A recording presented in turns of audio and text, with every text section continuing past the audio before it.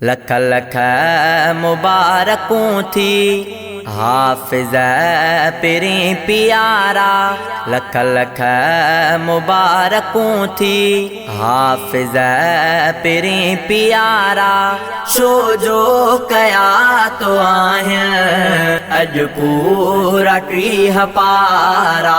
Show जो कया तो आहियां अज पूरा टीह पारा।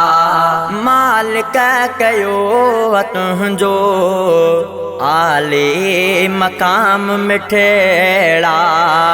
हा मालिक कयो तुंहिंजो आले मकाम मिठेड़ा।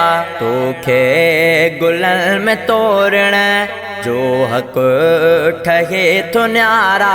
शो जो कया तो आहियां अज पूरा टीह पारा।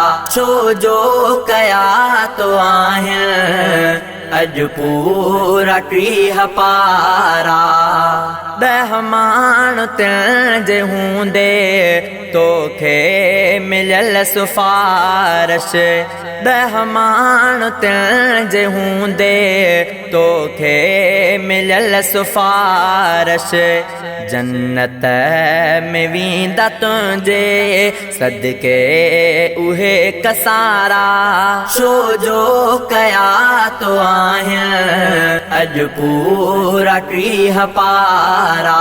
शो जो कया तो आहियां अज पूरा टीह पारा। ओ तुंहिंजो क़ुरान ॿुधंदड़ सभिनी खे लख मुबारक।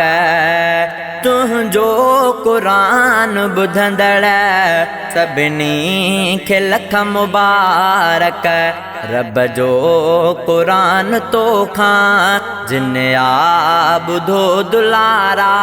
शो जो कया तो आहियां अज पूरा टीह पारा। शो जो कया तो आहियां अज पूरा टीह पारा।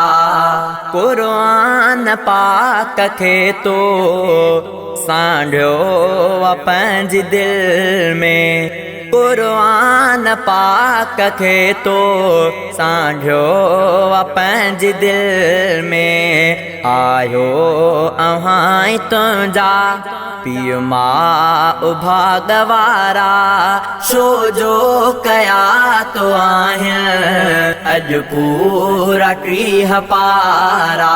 शो जो कया तो आहियां अज पूरा टीह पारा। तुंहिंजे ख़तम जो ॿुधंदे अखिड़ियूं ठरी पयूं पिण। तुंहिंजे ख़तम जो ॿुधंदे अखिड़ियूं ठरी पयूं पिण। तुंहिंजे ख़तम जी दावत ते आया दोस्त सारा। शो जो कया तो आहियां अज पूरा टीह पारा।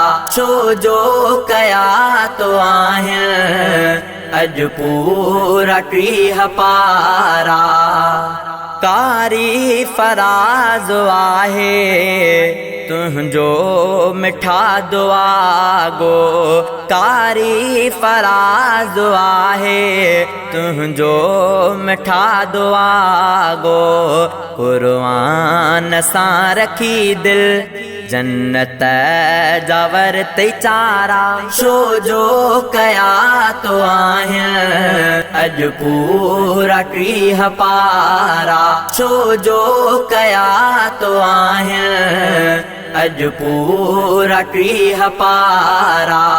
लख लख मुबारकूं थी हाफिज़ पिरी प्यारा। शो जो कया तो आहियां अज पूरा टीह पारा। शो जो कया तो आहियां अज पूरा टीह पारा।